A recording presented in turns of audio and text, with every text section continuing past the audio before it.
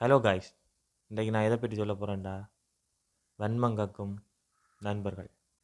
இது comedy video இல்லை, என் வாழ்க்கையில் நடந்த கசப்பான விஷயங்கள். வாங்கோ வீடியோக்குள்ளே போகலாம். என் சின்ன வயசில் நடந்த விஷயங்கள்லேருந்து சொல்கிறேன். என் கூட ஒரு நண்பன் இருந்தான். அவன் பேர் ஆந்தக்கண்ணன். நான் 5வது படிக்கும்போது ஒரு பொம்பளை பிள்ளை என்கிட்ட அழியிறப்பர் கேட்டுச்சு. அழியிறப்ப தான் கேட்டுச்சு. இவன் பக்கத்தில் இருந்தவன், என்ன சாரு அமைச்சிட்ட போல அப்படின்னா, மயிர அமைச்சர் மயிரை. அந்த புள்ள அழித்தது எழுத்துக்களை மட்டும் இல்லை, என்ன பற்றின எண்ணங்களையும் தான். அன்றைக்கு தான் அந்த புள்ள என்னோட கடைசி நாள். இவன் செஞ்சது ஒரு வன்ம வேலை என்று கூட அன்றைக்கு எனக்கு தெரியாது. எனக்கு அப்போ புரியலை, இப்போ புரியுது.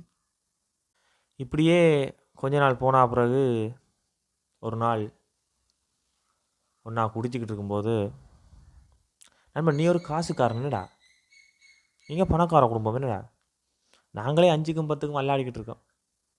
அவனுக்குமா தெரியும், இருந்தாலும் இவங்க ஒருவேளை காசுக்காரராக இருப்பாங்களோ அப்படின்ற ஒரு வன்மம். சரி, இதுக்கு என்ன சிரிச்சிட்டு போக வேண்டியானது, சிரிச்சிட்டு போகிறது தான். இப்படி 1-2 விஷயங்களை கவனித்து கொண்டு வந்த நான் ஒருக்கா முழு வன்மத்தையும் கக்க வலிக்கிட்டேன். என்ன சாரு, நீ வெளிநாட்டுக்கு போக போறியா? நானும் ஓமடா சொல்லணும்னு நினச்சேன், நான் வெளிக்கிட போகிறேன் அப்படின்னு. சரியண்டு வலிக்கிடுவோம்ன்ட்டு எல்லாருக்கும் சொல்லி போட்டு வலிக்கிட்டா, சிங்கப்பூரில் பிடிபட்டு சிறைச்சாலையிலிருந்து சின்ன பின்னமாகி ஊருக்கு வந்தா பார்த்து சிரிக்கிறான். என்ன நண்பன், என்ன நண்பன், நண்பன் நண்பன் பிடிபட்டீங்க போல. என்ன ஒரு வன்மம், கக்குறான், வன்மத்தை கக்குறான் சிரிச்சு கொண்டு. கேட்டால் இதில் நான் ஃபண்ணுக்கு சேர்னாண்டுவான். நான் யாருன்னு உனக்கு தெரியும், நீ யாருன்னு எனக்கு தெரியும், நாம் 2 பேரும் யாருன்னு ஊருக்கே தெரியும். இருந்தாலும் பழகிட்டமென்று சேர்ந்து ஓடிக்கொண்டு போகிறது தான். இப்படி தான் ஒரு நாள் மோட்டர் சைக்கிள் ஒன்று வாங்கினேன். அதுவும் வெளிநாட்டில் இருக்கிற பெரிய பேச்செல்லாம் வாங்கி. என்ன பேச்சு, சரி அதை விடுங்க. பேச்செல்லாம் வாங்கி ஒரு பழைய மோட்டர் சைக்கிளை வாங்கினேன். சாரு, நீ மோட்டர் சைக்கிள் எடுத்துட்டேனே, உனக்கு வெளிநாட்டிலேருந்து காசு இல்லாமல் தானே. இதே உண்ட பெரியப்பா போன மாதம் உனக்கு ஐஃபோன் வாங்கி தரும்போது நான் தான் கேச்சனடா. நாங்கள் ஒரு விஷயத்தையோ, ஒரு 5-10 ஒரு வாகனத்தையோ எடுத்தா ஏண்டா இப்படி வன்மத்தை காக்குறீர்கள்? நீ தான் முதலாக வேலைக்கு போனேன், உனக்கு 80,000 ரூபா 90,000 ரூபா சம்பளம். நான் ஏன் கேட்டேனா? இல்லை. நீ ஏன் இப்படி கக்குற? கக்குடா, நீ கக்கு. எவ்வளோ காலம் கக்குறேன்னு நானும் பார்க்குறேன். உனக்கு ஒரு காலம் வந்தால் எனக்கு ஒரு காலம் வரும். மயிர வரும் அப்படின்னு நினைக்கலாம். வரும்டா, வரும். ஒரு நாள் பட்டுன்னு அடித்தா பொட்டுன்னு போயிடுவேன். இப்படியே காலம் போக போக போக போக ஒவ்வொரு விஷயத்துமா. ஏன் பின்னேரம் கிரிக்கெட் விளையாடினா அவனோட ஒரு 6 நான் கூட அடித்தா, இப்போல்லாம் அவனுக்கு பெட்டில் படுதானே அப்படின்னு கக்குவான். யாரா இவன்? நண்பன் சொல்கிறான், இந்த கக்குறான். இவனை புரிஞ்சிக்கவே முடியலை. அட இன்ஸ்டாகிராமில் போய் பார்த்தா என்ன ஃபாலோ பண்ணுறான் இல்லைடா, ஊரில் இருக்கிற பொம்பளை பிள்ளைகளையும் ஃபாலோ பண்ணி வச்சுருக்கிறான். கேட்டால் அதுடா சாரு, அது அப்படி இது இப்படி. எப்படிடா, எப்படி? என்னென்னே புரியலை. உங்கள் செயற்பாடுகள் என்னென்னே புரியலை. எல்லாத்தையும் விடு, ஒரு நாள் குடிச்சு கொண்டிருக்கிறோம். நான் தான் வாங்கி கொடுத்ததே. அவன் 2 பேர் அடிக்கிறதெல்லாம் 3 பேர் அடிச்சிட்டேன். என்ன சாரு, 3 பேர் அடிச்சிட்டேன் என்ன? அட 3 பேர் அடித்தா என்ன, 30 பேர் அடித்தானே, மூத்திரம் தானடா பெய்ய போகிறேன். முடிஞ்சா நீ குடி, 3 பேரை குடி, 4 பேரை குடி, 5 பேரை குடி. ஏன்டா வன்மத்தை கேட்குறேன்? மூத்திரம் பெயரில் என்னடா உனக்கு வன்மம்? ஆனால் இன்றைக்கு நீ என்ன நண்பன் தான்டா சொல்கிறேன். அதுதான் ஏன் இப்போ கூட இந்த வீடியோ எடுத்து நான் யூடியூப்பில் போட்டால் நீ என்ன சொல்லுவ? என்ன சொல்லுவ? பார்த்தியோ யூடியூப்ல எல்லாம் வீடியோ போடுற, உழைக்க போகிறேன்னுவேன். ஏண்டா நீ மாதம் 1 லட்சம் 1.5 லட்சம் உழைக்கும் போது நான் ஒரு வீடியோவாவது போட்டு பார்க்கக்கூடாதாடா? ஏண்டா கக்குற வன்மத்தை? ஏன் கக்குற? நாய் நாய் நாய் 1 லட்சம் சப்ஸ்கிரைபர் வந்தது. என்ன ஷாரு 1 லட்சம் சப்ஸ்கிரைபர் வந்துட்டுதான் இன்னும் பாட்டி வைக்கல?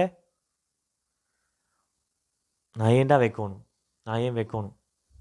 உனக்கு 1 லட்சம் சம்பளம் வரும்போது நீ எனக்கு வச்சியாடா? வச்சியா?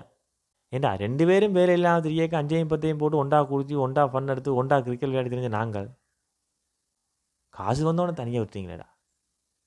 என்ன மனுஷர், என்ன மனுஷர்.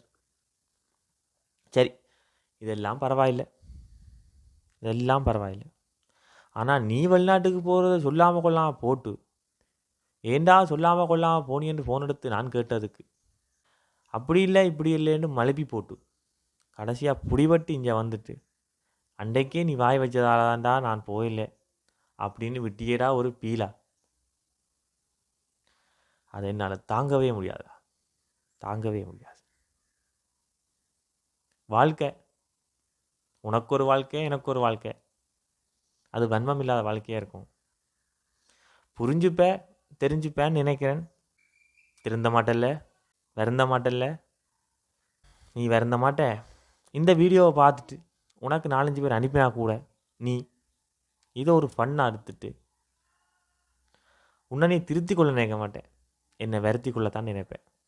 அதுவும் எனக்கு தெரியும், அதுவும் எனக்கு தெரியும் தெய்வமே, அதுவும் எனக்கு தெரியும். வாழ்க்கையில் எத்தனையோ பேரை நான் சந்திச்சிருக்கிறேன். உன்ன மாதிரி ஒருத்தரை நான் சந்தித்ததே இல்லை. ஒட்டுண்ணிக்கு ஒரு உதாரணம் நீ, வன்மத்துக்கு ஒரு உதாரணம் நீ. வன்மம் என்ற வார்த்தையே உனக்காக தாண்டா வச்சுருப்பாங்க. எவன் கண்டுபிடிச்சான்னு தெரியல வன்மம் என்ற வார்த்தையை. கண்டுபிடிச்சவன் உன் சொந்தக்காரனாக தான் இருப்பான். சரி, ஏதோ நான் சொல்கிறத சொல்லிட்டேன். இது இப்படி ஒரு வாழ்க்கை உங்கள் வாழ்க்கையில் நடந்திருக்கும். இப்படி ஒருத்தன் உங்கள் கூடயும் இருப்பான். எப்போ நீங்கள் அவனை விட்டு விலத்துறீங்களோ அன்றைக்கு உங்கள் வாழ்க்கை முன்னேற ஆரம்பிக்கும்.